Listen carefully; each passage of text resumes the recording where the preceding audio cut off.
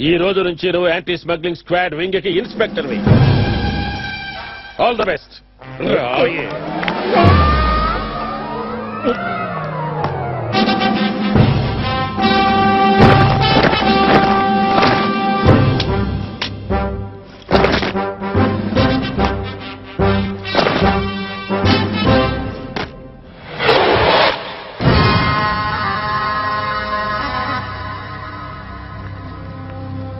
ఈ 10 రోజులు అక్కడే ఉండి పెళ్ళయ్యాక ఇంటికి వస్తాం.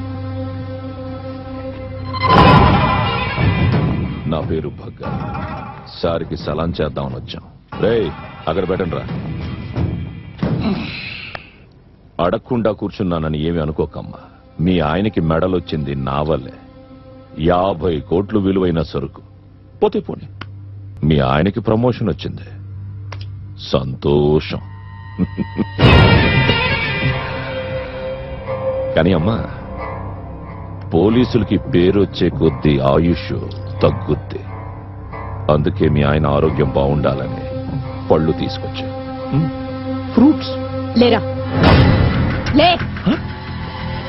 మర్యాదగా మాట్లాడు. అన్ననే రా అంటావా? లేకపోతే ఇంకేమన్నారా? ఇప్పటిదాకా మీ అన్నకి కరెక్ట్ మగాడు తగలలేదురా, ఇప్పుడు తగిలాడు. అందుకే భయపడుతూ బుట్టతో వచ్చాడు. ఇలా సంధి కోసం నువ్వు రావక్కర్లేదురా. టైం వచ్చినప్పుడు ఆయనే నీ దగ్గరకు వస్తాడు. నిన్ను ఈ ఊరి వీధుల్లో ఈడ్చుకుంటూ వెళ్లి నీకు తగ్గ మర్యాద చేస్తాడు. వా. ఏంటే నీ పొగరు? ఉంటుందిరా, భర్త మీద అపారమైన నమ్మకం కదా. మీ ఆయన జాగ్రత్తమ్మా.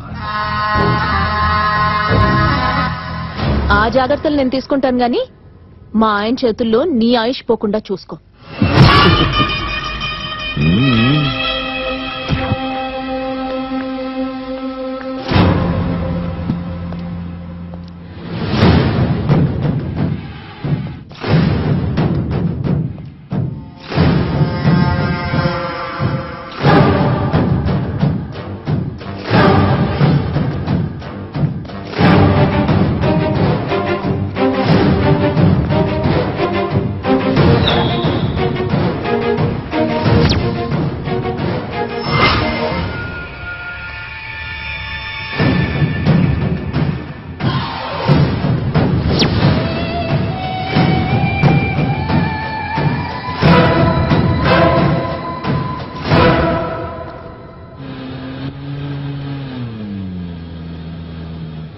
నీ లెవెల్కి నువ్వు అలా అవమానపడ్డాం నాకు నచ్చలేదన్న.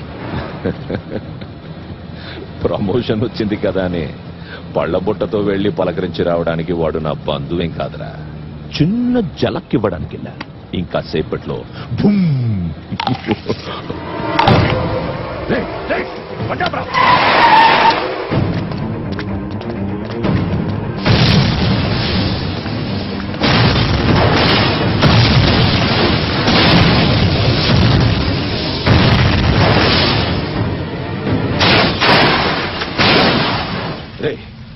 పళ్ళబుట్ట వాడి ఇంట్లో వదిలేసి వచ్చాం కదా, మళ్ళీ జీప్లోకి ఎలా వచ్చిందిరా?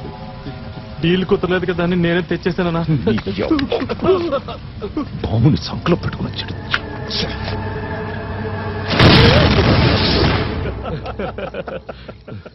అనోయ్ జస్ట్ మిస్ అయిపోయాడు, లేకపోతే ఆ బగ్గ గడిపన అయిపోయేదన్నా. పోలీసోడి ఇంట్లో బాంబు పెట్టడానికి వెళ్తే అది ఆడి జీపులోనే పేలిపోయిందంట. దేనికి రా గంతలేస్తున్నావు? ఇక్కడ ఓడోడిపోతే మనం గెలవాలరా. మనం ఓడిపోయి మన శత్రువు ఓడిపోయాడంటే దాని అర్థం భయపెడుతున్నావా, బతిమాలుతున్నావా? వాడిని కొట్టేటప్పుడు మీలో ఏ ఒక్కడికి గుర్తు రాలేదా? మీరు కొట్టేది ఒక పోలీస్ ఆఫీసర్ని కాదు, మా అన్ననని. రక్తం మాలో ఒక్కడికే పోయి ఉండొచ్చు,